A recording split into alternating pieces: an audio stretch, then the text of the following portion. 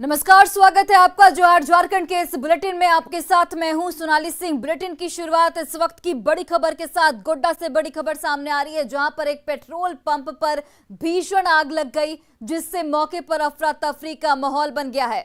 स्थानीय लोग और फायर ब्रिगेड की टीम ने काफी मशक्कत के बाद आग पर काबू पा लिया। घटना के बारे में जानकारी मिल रही है कि पेट्रोल पंप पर एक बाइक सवार पेट्रोल लेकर जा रहा था, तभी उसके बाइक में आग लग गई और देखते ही देखते आग पूरे पेट्रोल पंप में फैल गई। स्थानीय लोगों ने अगर तत्परता नहीं दिखाई होती तो बड़ा हादसा हो सकता था। तस्वीरें आपके टीवी स्क्रीन पर, जहां पर आधे घंटे की कड़ी मशक्कत के बाद दमकल की टीम ने आग पर काबू पाया। पेट्रोल पंप पर भीषण आग लग गई, लेकिन स्थानीय लोगों की सजगता के साथ ही कोई बड़ा हादसा होने से बच गया। दो तस्वीरें आपके टीवी स्क्रीन पर, जहां पर पेट्रोल पंप पर भीषण आग लगी। आप तस्वीरें देखिए, कितनी भयानक आग लगी है। आधे घंटे के बाद आग पर काबू पाया गया। और इस खबर पर ज्यादा जानकारी के साथ गोड्डा से हमारे सहयोगी गौरव झा फोन लाइन पर जुड़ गए हैं। गौरव, क्या कुछ अपडेट इस पूरे मामले को लेकर?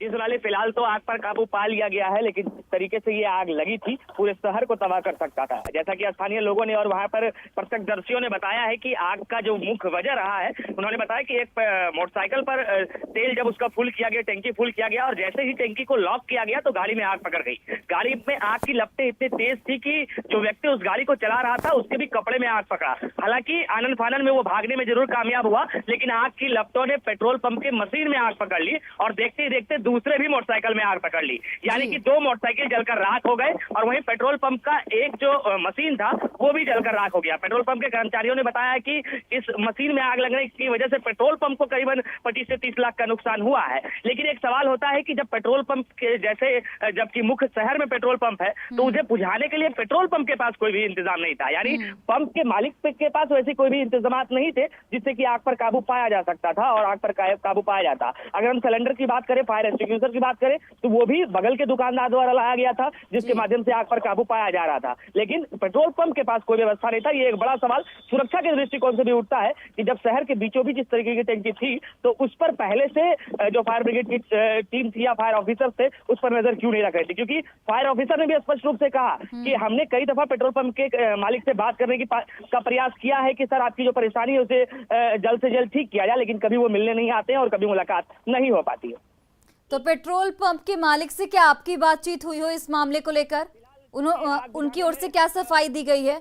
जी, उनकी ओर से उनके जो मैनेजर हैं उनसे जब बात हुई तो उन्होंने बताया कि हमारे पास सभी सामान थे, लेकिन हमारे जो कर्मचारी थे अफरा तफरी की वजह से वो इधर उधर चले गए तो आग पर हम काबू नहीं पा पाए और करीबन आधे घंटे तक ये आग जलता रहा। लेकिन सवाल ये होता है कि जब आपके पास ट्रेंड स्टाफ होंगे तो इस तरीके की अफरा तफरी की स्थिति में आपको संतुलन तो बनाना होगा, क्योंकि पेट्रोल पंप आपका है और बाजार के बीचों बीच स्थित है। तो अगर ये आग भीषण पकड़ता तो शायद पूरे शहर को ये तबाह कर सकता था, लेकिन चूंकि फायर ब्रिगेड की टीम आधे घंटे के अंदर आई और आग पर काबू पाया गया तो फिलहाल स्थिति सामान्य बनी हुई।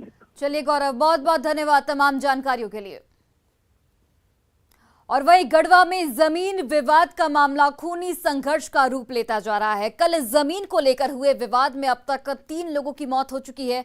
घटना सदर थाना क्षेत्र के सुखबाना गांव की है, जहां की जमीन पर माफिया की नजर रही है। दरअसल अपराधियों ने मृतक विमल सिंह को जमीन के विवाद से हटने की धमकी दी थी, जिसे नहीं मानने पर 24 घंटे में मारने की धमकी भी दी गई थी।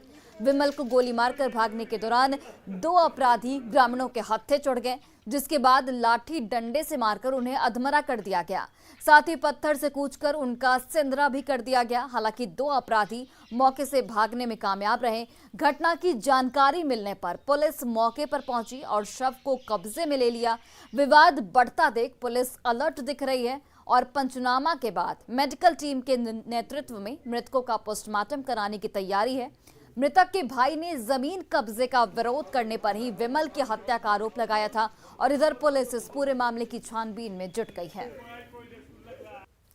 विवाद में हुआ था कि श्याम शर्मा फोन करके 3 महीना से बहुत टॉर्चर कर रहा था और बोल रहा था कि ज़मीन तुम्हारे अंदर में 1 एकड़ है। हम कहे कि मेरे अंदर में है, था आपको कंफर्म है? तो हाँ, कि हमको बताया गया कि ज़मीन तुम्हारे अंदर में है। तो हम कहे कि ठीक है, कागज़ पत्र आपका सही है तो आप लान करके देख के अब इनसे नपवा लीजिए। तो 2 दिन पहले नापी कराया। ग्राम सुखवाना में जमीन विवाद को लेकर मुन्ना सिंह और विमल सिंह को अपराध कर्मियों द्वारा गोली मारकर जख्मी कर दिया गया था, जिसे गंभीर रूप में अस्पताल में भर्ती कराए थे और गंभीर अवस्था में उसे रेफर कर दिया गया रांची। इस घटना के बाद ग्राम सुखवाना के ग्रामीणों द्वारा घटना कारित करने आए अपराध कर्मियों को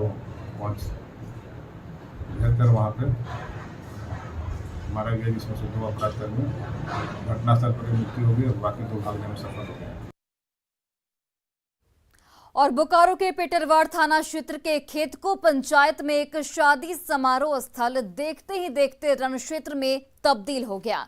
बाराती और शरारती आपस में भिड़ गए और जमकर मारपीट हुई। मामला बिगड़ता देख गांव वालों ने पुलिस को इसकी सूचना दी, जिसके बाद पुलिस मौके पर पहुंची और दोनों पक्ष को शांत कराया गया। काफी मान मनवल के बाद फाइनली शादी हो सकी।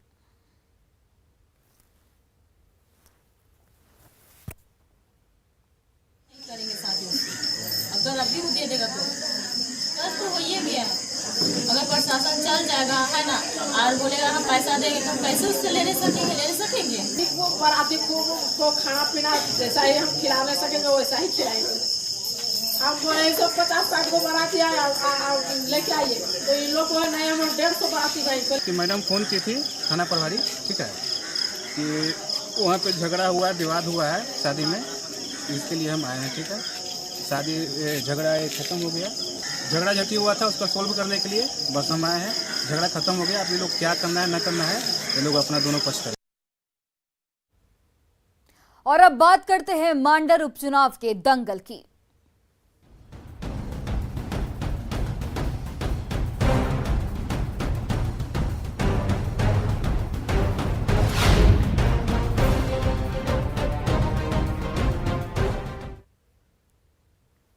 मांडर उपचुनाव को लेकर मतदान की प्रक्रिया लगातार जारी है। वोटिंग खत्म होने में अब महज 2.5 घंटे का वक्त बचा है।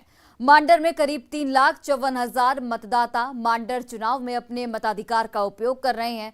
साथ ही 14 प्रत्याशियों की किस्मत का फैसला कर रहे हैं। लोगों में वोटिंग का उत्साह नजर आ रहा है और बूथों पर लोगों की लंबी कतार दिख रही है। यहां मुख्य मुकाबला बीजेपी की प्रत्याशी गंगोत्री कुजूर और कांग्रेस की शिल्पी नेहा तिर्की के बीच है। वहीं निर्दलीय देव कुमार धान इस मुकाबले को त्रिकोणीय बनाने में जुटे हैं। हालांकि चुनाव में किसे मिलेगी जीत, इसका फैसला 26 जून को होगा, जब ईवीएम में कैद वोटों की गिनती की जाएगी।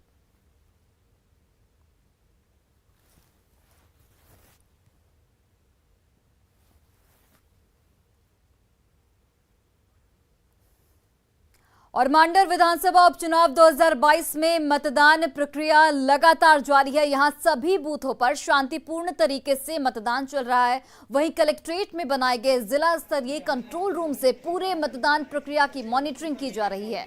जिला निर्वाचन पदाधिकारी और उपायुक्त छवि रंजन ने कंट्रोल रूम पहुंचकर पूरी व्यवस्था का जायजा लिया।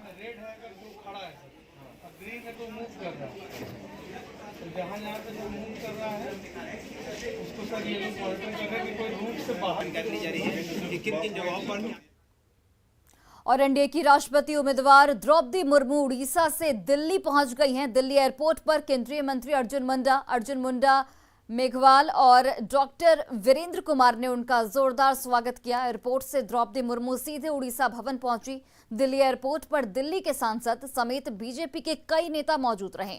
कल द्रौपदी मुर्मू अपना नामांकन करेंगी, जिसमें प्रधानमंत्री नरेंद्र मोदी समेत कैबिनेट के कई मंत्री मौजूद रहेंगे। एनडीए की तरफ से राष्ट्रपति पद के उम्मीदवार द्रौपदी मुर्मू पहुंच चुकी हैं दिल्ली, और दिल्ली एयरपोर्ट पर उनका यहां पे स्वागत किया जा रहा है।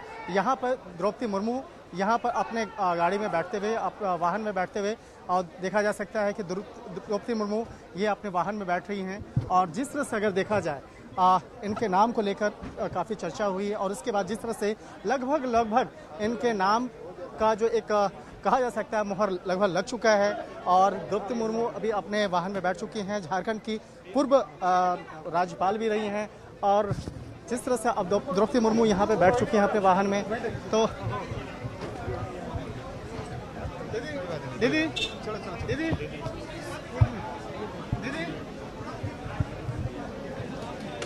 मैं आता हूँ प्लीज आप यहाँ से बाकायदा रहते हुए, तो जिस तरह से उनका काफिला पूरा यहाँ से अब निकल रहा है, जिस तरह से कई नेता आए और कई बड़े बड़े नेता जो है केंद्रीय मंत्री यहाँ पे आए और यहाँ पर तमाम जो केंद्रीय मंत्री इनसे मिलने के बाद उनका स्वागत करने के बाद अब यहाँ से निकल चुके हैं। कई केंद्रीय मंत्री यहाँ पर निकलते हुए नजर आएंगे और यहाँ पर अगर देखा जाए तो कई यहाँ पे मैं बात करता हूँ अर्जुन मुंडा जी हैं और झारखंड से। बहुत खुशी की बात है, अपने झारखंड की नेता अब राष्ट्रपति बनने जा रही हैं। भारतीय जनता पार्टी और एनडीए ने जो उम्मीदवार राष्ट्रपति के लिए तय किया है वह जितनी भी प्रशंसा की जाए वो कम है। पहली बार आदिवासी को देश का सर्वोच्च नागरिक का सम्मान राष्ट्रपति के रूप में प्राप्त करने के लिए जो फैसला हुआ है यह अभूतपूर्व। जिस तरह से यहाँ पर तमाम नेता आज उनका स्वागत करने के लिए आए थे और स्वागत करने के बाद द्रौपदी मुर्मू अब यहाँ से निकल चुकी हैं। यहाँ से निकलने के बाद सीधे वो उड़ीसा भवन जाएंगी और उड़ीसा भवन के बाद अन्य जो कार्यक्रम उनका संपन्न होगा। वीडियो जर्नलिस्ट सोनू मंडल के साथ शंकर आनंद, न्यूज़ 18 दिल्ली। और एनडीए की ओर से झारखंड के पूर्व राज्यपाल द्रौपदी मुर्मू को राष्ट्रपति प्रत्याशी बनाए जाने पर भारत मुंडा समाज ने खुशी जाहिर की है। भारत मुंडा समाज के राष्ट्रीय अध्यक्ष भीम मुंडा ने कहा कि आज झारखंड सहित पूरा देश गौरवान्वित महसूस कर रहा है। भारत के सबसे कमजोर तबके को सर्वोच्च पद के लिए नामित किया गया है। वहीं राष्ट्रीय सचिव रूप लक्ष्मी मुंडा ने भी कहा कि द्रौपदी मुर्मू की यादें झारखंड से भी जुड़ी हैं और सभी वर्गों के साथ ही बच्चों से भी उनका खास जुड़ाव रहा है। प्रेस वार्ता रखी गई है और झारखंड के पूर्व राज्यपाल श्रीमती द्रौपदी मुर्मू को राष्ट्रपति के लिए नामित किया गया है। हम पूरा आदिवासी समाज इसे गौरवान्वित महसूस कर रहे हैं। वो इसलिए भी कि चूँकि हर समाज को प्रतिनिधित्व करने का मौका मिला देश के सर्वोच्च पदों पर, लेकिन आदिवासी समाज कहीं न कहीं अछूता रहा और ये पहली बार हो रहा है ऐसा कि किसी आदिवासी महिला को राष्ट्रपति पद के लिए उम्मीदवार बनाया गया है। पूरा आदिवासी समाज बहुत ही खुश है और जहाँ तक आपने कहा कि इन्होंने बच्चों के लिए और आदिवासी हित में बहुत सारे काम किए। उड़ीसा में तो इन्होंने किया ही किया था, लेकिन साथ ही झारखंड में भी इन्होंने इतना अच्छा कार्य किया है कि उनको आज भी यहाँ के आदिवासी बहुत याद करते हैं। उनके कार्यों को देखते हुए सब चाहते हैं कि इस तरह की लीडर या इस तरह की महिला हमारे आदिवासी समाज में भी होना चाहिए। और वहीं गोड्डा के सुंदर पहाड़ी इलाके में गांव की सड़कें बेहद बदहाल हैं। यहां के लोग इमरजेंसी की हालत में परेशान हो जाते हैं क्योंकि मुख्य सड़क तक जाने के लिए जो सड़क है उस पर सिर्फ पैदल ही चला जा सकता है। गांव के लोग बरसात के मौसम में घर से नहीं निकल पाते क्योंकि सड़कों पर पानी जमा होता है। मौके से ज्यादा जानकारी दे रहे हैं हमारे सहयोगी गौरव झा। जिस सड़क से गुजरकर राजनेता अपनी गद्दी तक बैठते हैं उस सड़क की स्थिति क्या है वो आज हम आपको दिखाने आए हैं। दरअसल इस वक्त हम सुंदर पहाड़ी प्रखंड में हैं और सुंदर पहाड़ी का आदिवासी और पहाड़िया बहुल ये इलाका है। मुख्य सड़क से करीबन 4 से 5 किलोमीटर ऊपर पहाड़ों पर बसा है भुस्की गांव। करमाताड़ पंचायत में पड़ने वाले भुस्की गांव की तस्वीर ये है कि एकमात्र सड़क जिससे होकर कि गांव तक का सफ़र तय किया जाए वो यही है। ग्रामीण बताते हैं कि एक लंबे अरसे से उन्हें भी इंतज़ार है कि गांव में सड़क बन जाए और उनकी जो बदहाली है वो मिट जाए, लेकिन क्या वो बदहाली मिट पाएगी या कब मिट पाएगी ये अभी एक सवाल है।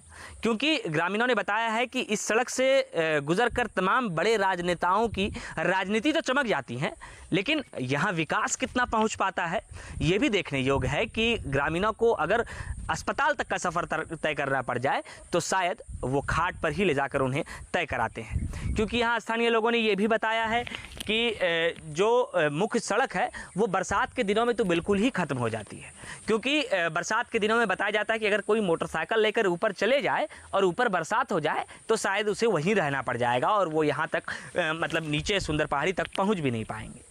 ग्रामीण बताते हैं कि कई दफ़ा अधिकारी भी गांव तक आए हैं। ऐसा नहीं है कि अधिकारी ने गांव का दौरा नहीं किया है और गांव के बारे में अधिकारियों को सूचना नहीं है। तमाम बड़े अधिकारी और आला अधिकारी से लेकर तमाम राजनेताओं तक को ये सूचना है कि ग्रामीण बदहाली में अपने जीवन काट रहे हैं। गांव को पहुंचने के लिए सड़क नहीं है, बावजूद इसके अब तक गाँव का विकास नहीं हो पाया है।